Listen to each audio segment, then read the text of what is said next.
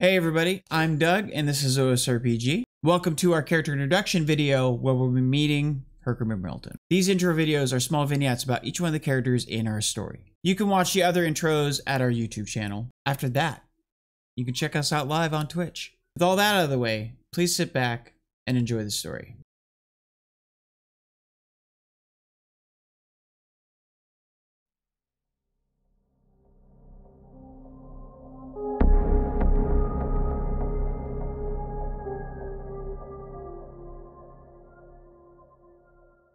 Hey everybody, I'm Doug, and I will be the storyteller for this evening, and I would like to introduce you to...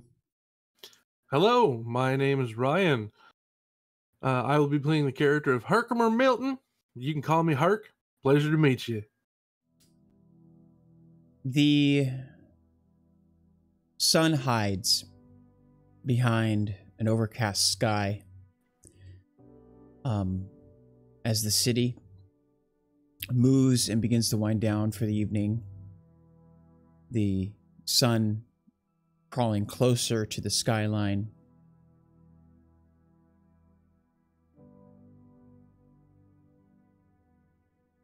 Herkermer sits in an old, abandoned storage room of what was once a department store that was closed off sometime in the middle of the 20th century.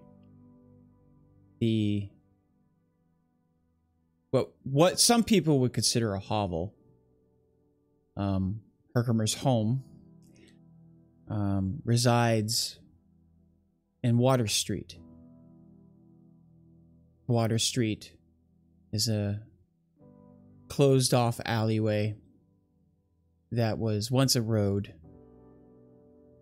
until buildings had erected around it and then were swiftly abandoned when the town didn't see brighter fortunes. A sanctuary of sorts, Water Street, now an alleyway, leads between two cramped buildings into a back area, a sort of courtyard where local homeless, runaways, castaways, and other itinerant forces coalesce and meet. Water Street is a community within a community.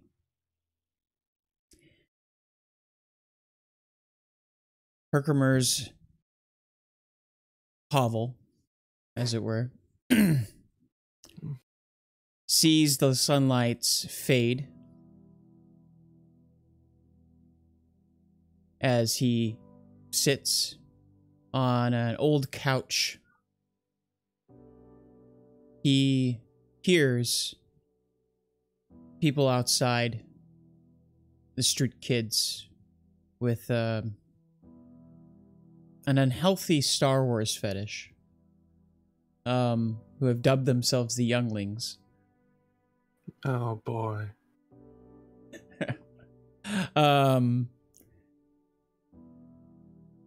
Wandering around, rousing themselves, going out to try to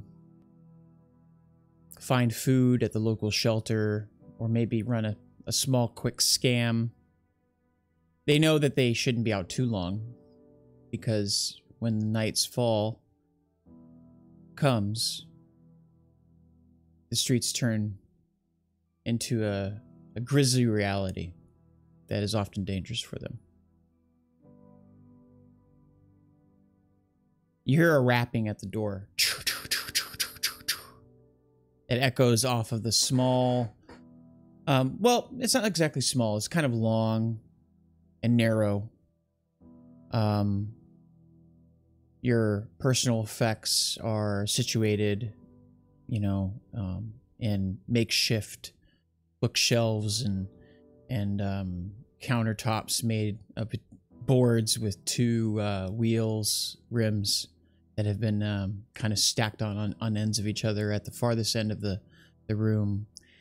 sits a gathered beakers and an old refrigerator that's been refurbished by your hands.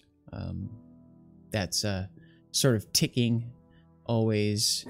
You see frost from the pipes that betray how cold it is in the interior, holding so it can hold a substance that you need and others. The rattling on the security, the sort of cage door that you have, the metal, gets a little bit more like resound. Well, all right. Give me a minute. Herkermer gets up, dusts himself off a little, walks over to the screen door, kind of pulls open a flap to see who it is. You open the flap and you see the familiar face of Desmond. Desmond has what many would consider a baby. Oh, excuse me. What many would consider a baby face. Except for he has like a 3 o'clock shadow and long stringy hair. That is not very well kept. He has clothing and attire similar to yours. He's carrying a large brown paper bag that like you would see from a grocery store, and it's kind of wrapped on itself and has 2 bungee cords kind of holding whatever is whatever is inside of it from spilling out. It seems to have rips and holes in it and things like that, but you can't really see what's inside. He also has a backpack that he normally carries with him. And you hear him, Hey, what's up, man? Well, give me a second. Man, Desmond, it's good to see you. How you been? Come on in. Hey, buddy. And Hey. he kind of has a sort of swagger about him, an easy way that many would consider slimy. But you kind of find a little maybe friendly. I don't know. Like he's just a little off. He's a little off. You know that, as many on the streets who have seen the trauma of not having a home, haven't had to endure the elements and the other fend off predations from other people in society. Right. He comes in. Yeah, come on. Oh shit! Here, let me hold on. Kind of clears off a seat, throws some papers and bottles and stuff off. Hey, I like what you do with the place. Yeah, it works. Yeah, I see that, man. Hey, sit down. Hey, I brought something for you, buddy. Oh, did you? Oh, yeah, man. Let's see what you got. What'd you bring me? He unslings his backpack, and I will get to it. Hey, I got something for you, though. I really do got something for you. I wanted you to try something. I know. When was the last time you had a drink, brother? Like a drink or a drink? A sip, man. Oh. I don't know, long time ago. Kind of found no reason for it anymore. No, I'm talking a real drink, man. I know you can't do that anymore. Oh, you mean a drink? It's been quite a while. Been a few days now. Oh, I got some new stuff, brother. We've been cooking. Oh. Let me see it. Well, why don't you lay out the cobbler then? Oh, yeah. We got to set the scene, though. You know, I haven't been here by some time. I figured you didn't have everything right. It's, you know, you don't practice enough, you know, with ambiance. You got to set the mood, man. It's a ritual.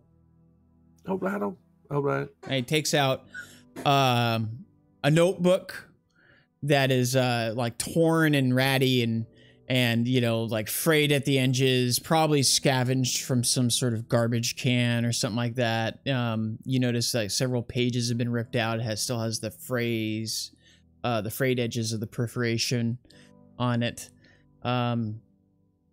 The contents of which also, like, you see inside of it like scribblings and writings, and then taped little sticky notes and little things into it that are kind of you know, threatening to spill out at any moment. And he kind of sets it off to the side. He's like, yeah, I got my book, man. We got some cook to do.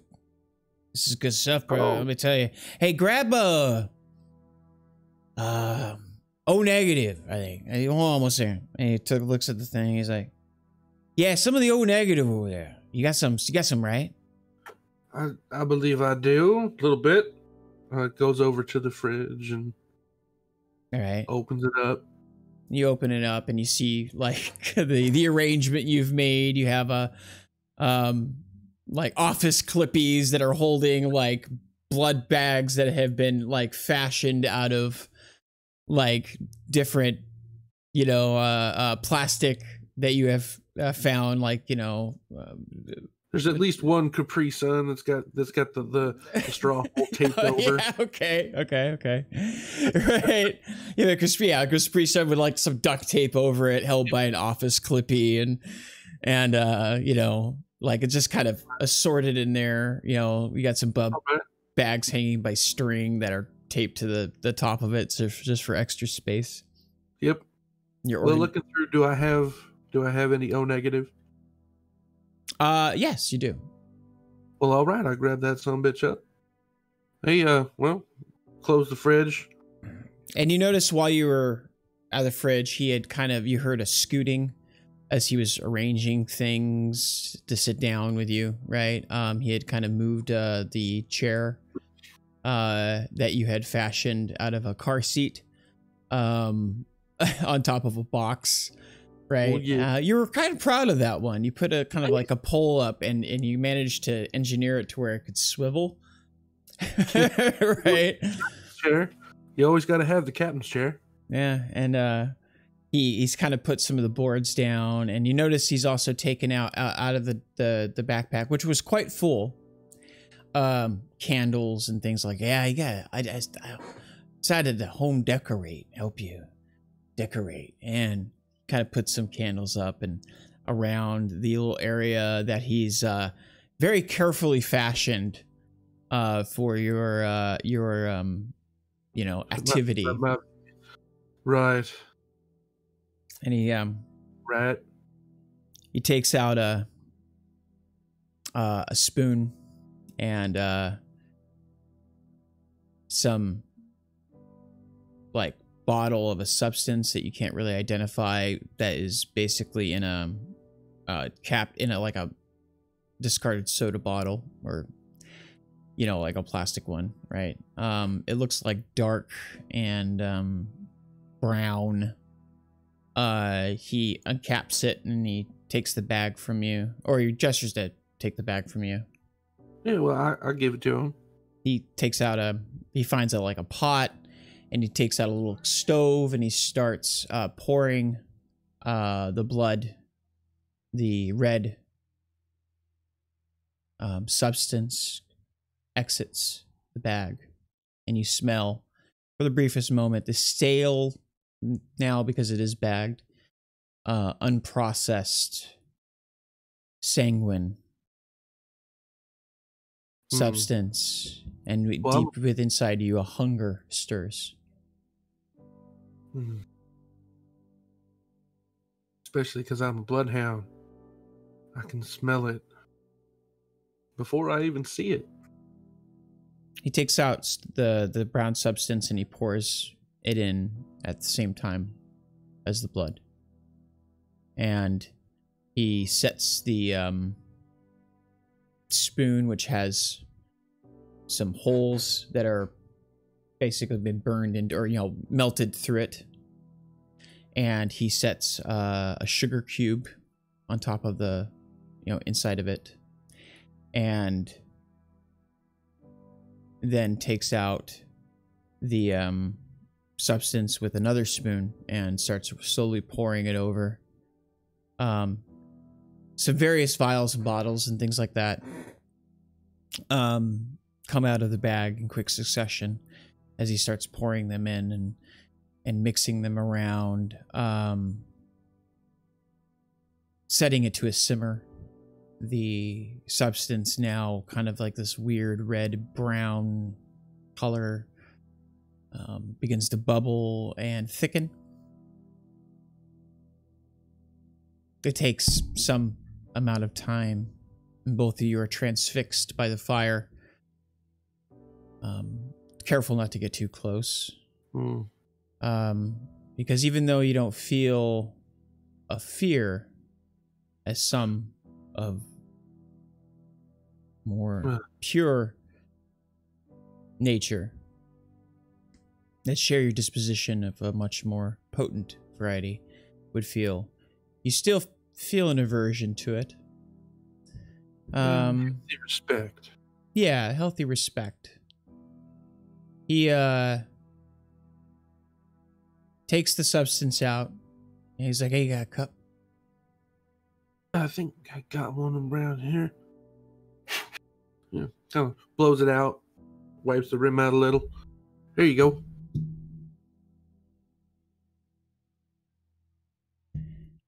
He begins to fill each cup with a very, like a respect and awe, and he holds it very carefully and hands it to you. And then he takes his own. Cheers, brother. Cheers. Sip or shoot? It's a kind of a, like, it's filled with quite a bit of liquid. So take a nice drink of it. Mm-hmm. And as you feel it flow past your lips and enter your system, you feel euphoria, a heightening awareness. It's almost like your body enters a state of slow motion, of sensation.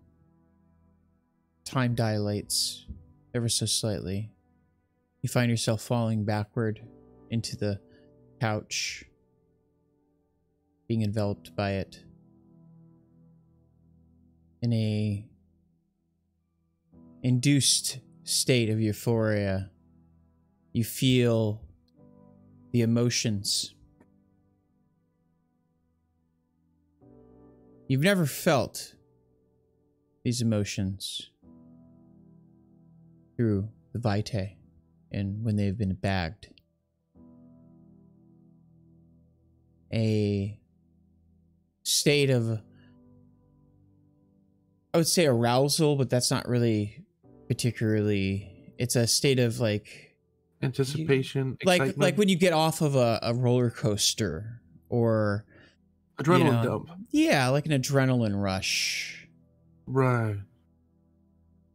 All right. And a sense of relaxation from release.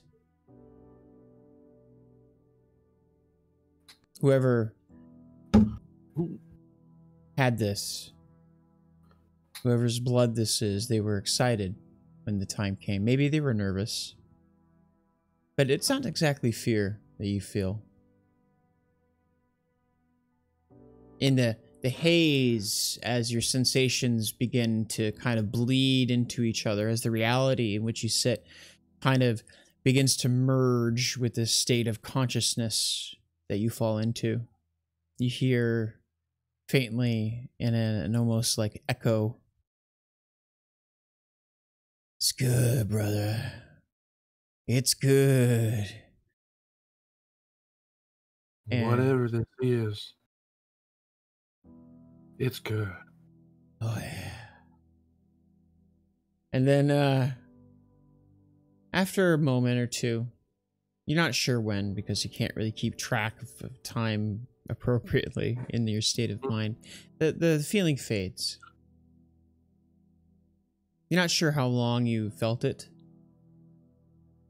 it didn't, once you start to gain your cognition of your surroundings and time begins to normalize for you, you have a feeling it was probably only a couple moments, but it felt like forever.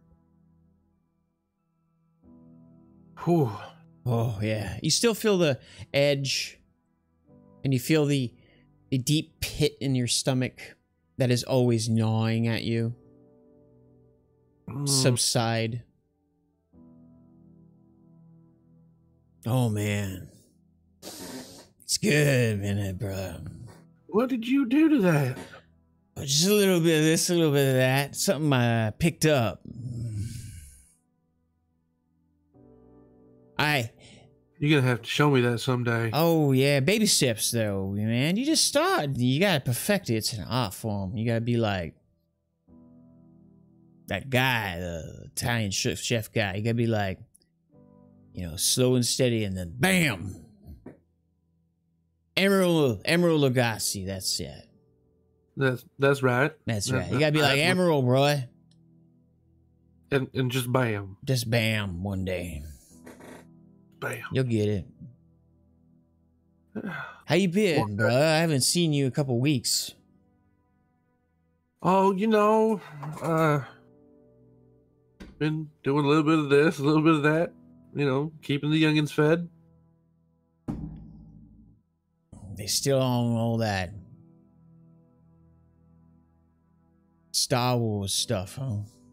I don't get it. Yeah, they do love Star Wars. I regret showing them them movies now, but they was cheap when I found them. So yeah, weird kids, man.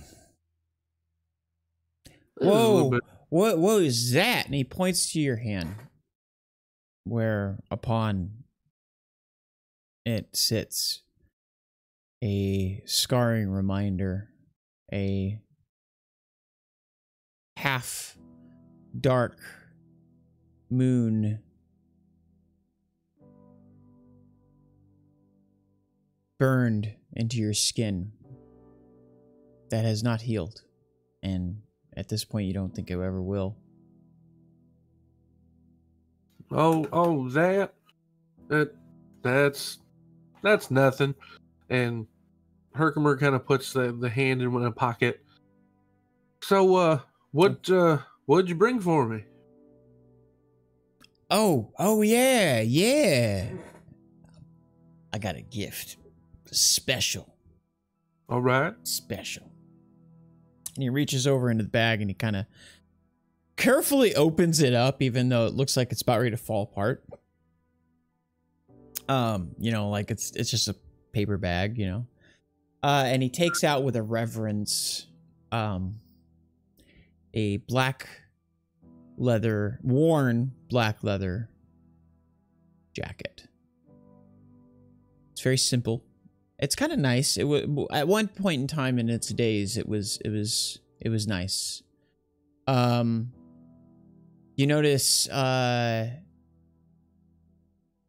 it has a sort of, it's just basically, you know, a black jacket, and on it there's a small patch with some sort of writing and a language that looks vaguely maybe Arabic or some sort of Middle Eastern language. You're not sure what exactly. You know, it's a little round patch and it has like some stuff on it. All right. And he hands it over. Yeah. Here, put it on, man. I think it'll fit you. Well, thank you. Man, I didn't get you nothing. Oh, don't worry about it, man. That's a gift. I think you deserve it, man. You got to treat that jacket right. Well, you always wear it will protect you. Oh, believe me, it was once a friend of mine's. Oh no! What happened to your friend? Oh, you know, same shit that always happens to us. You know, people run us out. Right. His days weren't so unlimited, you know what I mean? I get you. Yeah, baby. I like it. I like it. I like it. Stand up. Stand up. I think he looks good. Let's see if it. He stands up and Yeah. give him a little turn and gives him a couple little knocks. Yeah, I like it.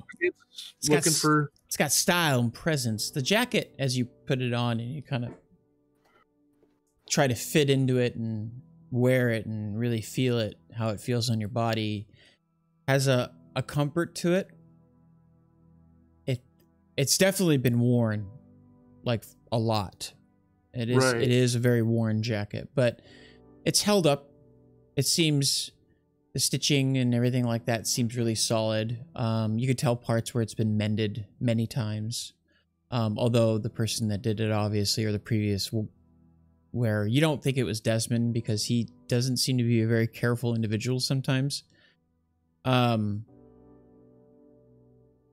Obviously took great care of it. Even though they probably didn't live in a very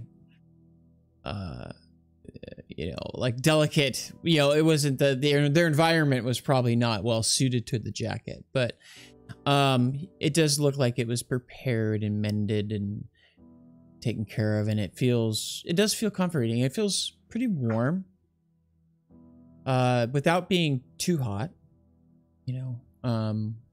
yeah. And Desmond's just sitting there watching. Yeah, man. You almost look like him. I think it's great. Good. No, it looks good. No, the thing about my hand, I got branded, man. Oh shit. Was that the delivery to Beekman's? The restaurant? Yeah. You sounded weird on the phone afterwards. I was just wondering. Yeah, well, I walk into a room, a bunch of people I didn't think was going to be there, of course, and I get a long spiel about me being who I am, being dangerous. And so then anybody who can see it, they know. Oh shit. Well, remind me not to send you over that side of town. I'm sorry, man. I should have known better. I'm not overly concerned. It just, that doesn't usually happen though. That's what I'm saying. It's like it shouldn't have happened. They need us as much as we need them. I know. Well, I really don't know. I'm still working shit out. Well, it's like a pecking order sort of thing, right? They want to run everything or whatever. They can think what they want, but at the end of the day, they need blood, right? And blood ain't so easy to come by these days. Not if you want it clean. That's true. And they keep, some of the stiffer competition out of the way. So I guess they serve their purposes. Yeah. Well, look, I don't think there's going to be any more trouble because of it. I think it's more just a sign for people who want to trust people by labels. Yeah. You know what I mean? I fuck labels, man. I walk by a person every day, they say, look at that homeless trash. Look at that guy. He's probably a thief or something, even though I probably am. But like... Well, yeah. I just got this jacket and I already want to check the pockets. Yeah. Fuck up. I'm self-sustainable. Oh, I know. Well, I've known you for a little while. You always seem to come through. Yeah, I've been having a little rough these days, but, I'm kind of in between places. I hear you on that one. I don't know how long I'm gonna have this one. Maybe. Well, I try to set you up with something nice. You like it? Yeah, I call it Ode to Me. No, I need a little bit of space to do my work. Yeah, I get you. You got to go on, right? Yeah, ambition. That's what I like about you, man. You got ambition, like me. Yeah. Well, right now, ambition is to keep the youngins safe. That's cool, man. Gotta watch out. You like fucking Batman or something. No, Batman's a kick-ass martial artist. I'll just punch you in the face. I didn't like that third movie too much, but like, still, man, you could, be all the Guardians and stuff. I mean, I admire that about you. Me, No, I just got me and you. I got you too, but that's about it. And the work, of course. Right. At the end of the day, though, what do you keep going for? Oh, me? Yeah. Oh. I just keep going, man. I'm living forever. And I got the best of both worlds as far as I'm concerned. Yeah, I would like a steak every now and then, but I can have a hamburger. Just gotta bring a bag along with me, But yeah, I got everything, man. What the fuck do I want? I mean, I don't need nothing. I'm self-sustainable. I don't need money. I can find my own way. As long as I got a place to sleep and some things to cook, I got friends. Got you? Yeah, I'm doing good, man. Well, unfortunately for me, I need to have something to be working for. I'm not self-sustainable. I'm other sustainable. Like, what do you mean working for? You need more. I could send you around more, man. I mean, there's been a lot of work. I just, I'm just trying you out. Letting you ease into it. It's a lot. Radical change. It takes a while. Yeah, but still, it's a matter of I'm in this life now, and I guess I got to figure out how to live it. Yeah. And currently, the way I live it is taking care of them youngsters out there. Yeah, that's what I'm saying. That's good, man. Well, let me tell you what. If you want some advice on how to live it, and he reaches back into his bag, and he takes out more stuff. You pass some of that moral negative over here. I'll teach you. Yeah, I'll go for round 2. Takes the edge off. Real nice, but kind of wears away after a little while. We're perfecting it. That's what we're doing. Yeah, that's what we're doing. Quality control. Yes. Quality standards. We got customers, man. We got. He takes the O negative out again and he starts to perform the ritual. But before he starts to do it, he's like, "Yeah, all right. Rule of living. Rule number 1. Smoke the rock." And he puts the thing down and starts going through the ritual again. And, once again, you guys end up drinking the substance and falling into euphoric ecstasy that kind of stretches out time as you guys are basically sitting there bullshitting. And the conversation kind of turns into just random topics as they usually do in these situations. After a while, Desmond gets up kind of in a willing his body externally sort of manner, like, oh, my body has to move now. And he's kind of like slumps out of his chair, gets on his feet unsteadily and, still kind of in a haze. He lights a cigarette and he puts on his backpack. He's like, "Oh, I forgot. This is just a social call, though it was kind of social. You got a job. All right, let's go. Let's get at it. It doesn't right now. I don't think so right now. I was just saying you got a job, like, you know, it's gonna be a delivery. We'll go. It's 2 nights from now.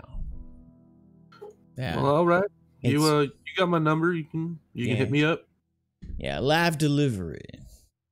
That kind of thing. We gotta, you know, be kind of standing by, that kind of thing. Kind of important important customer, I should say. All right. Yeah. All right. Well, I gotta go, man. Just hit me with the details when you can, and I will be there. All right. Right. You have a good one now.